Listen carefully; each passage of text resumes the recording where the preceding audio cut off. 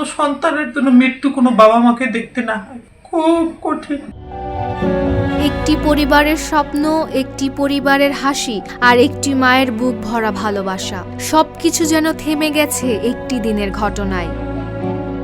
কুড়িগ্রামের রাজারহাট উপজেলার জুলাই শহীদ রাজিবুল করিম সরকার রাব্বিকে স্মরণ করতে গিয়ে কান্নায় ভেঙে পড়েছেন তার মা জান্নাতুল ফেরদৌস। তার একটাই আকুতি, কোনো বাবা মাকে যেন এমন পরিস্থিতির মুখোমুখি হতে না হয়। খুব ইচ্ছা ছিল বুয়েটে পড়বে, একটা মুরগি কাটতে, অত বড় ছেলে একটা মুরগি কাটতে ভয় করতো, জবাই করতে, বড় মুরগি যদি হয় জবাই করতে ভয় পেত, রক্ত দেখলে ভয় পেত, বলে যে আম্মু আমার দ্বারা কাটাতে হবে না, আমি রক্ত দেখতে পাই না। কোনো সন্তানের জন্য মৃত্যু কোনো বাবা মাকে দেখতে না হয়, কোনো বাবা মাকেই দেখতে হয় না যেন কোনো সন্তানের মৃত্যু, খুব কঠিন।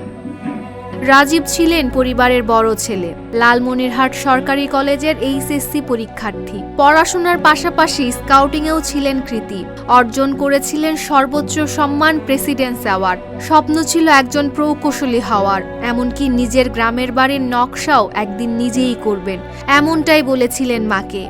শহীদ হওয়ার 7 দিন আগে মা ছেলেতে বসে গল্প করতেছে, অনেকক্ষণ গল্প করতেছে, পারিবারিক গল্প।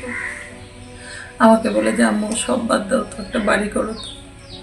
আবার বলে থাক না, আর 2-4 বছর থাক, একসঙ্গে আমার একটু পড়াশোনাটা এগিয়ে যাও, আমি একটু ভালো জায়গায় টিকি, দেখা যাবে সুন্দর ডিজাইন করে তোমাকে আমি বাড়ি করে দেবো, দেখবা যে কত সুন্দর সুন্দর ডিজাইন, তো অবশ্যই ইঞ্জিনিয়ারিং করবো। গত বছরের 5ই আগস্ট আন্দোলনে অংশ নিতে বের হওয়ার পর আর জীবিত ফিরে আসেননি রাজীব। গভীর রাতে তার মৃত্যুর খবর পৌঁছায় পরিবারের কাছে। সেই মুহূর্তের স্মৃতি আজও ভুলতে পারেন না তার মা। কথা বলতে গেলেই বারবার আটকে আসে কণ্ঠ, ভেঙে পড়ে চোখের জল। রাজীবের বাবা রেজাউল করিম সরকার বলেন, ছেলে শুধু সন্তান ছিল না, ছিল তার সবচেয়ে কাছের বন্ধু।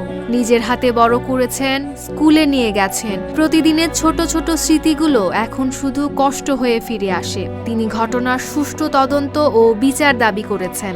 আর বিচার হোক, এটা তো অবশ্যই চাই।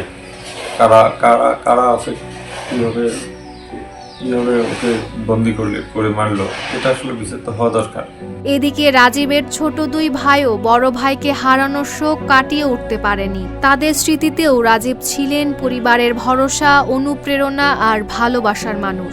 AKS অর্জন করলো গিনেস ওয়ার্ল্ড রেকর্ডস। AKS একটি বছর পেরিয়ে গেলেও রাজীবকে ঘিরে পরিবারের শূন্যতা আজও একই রকম রয়ে গেছে।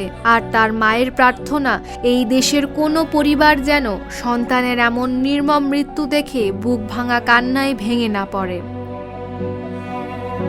Desk report, Dhaka post.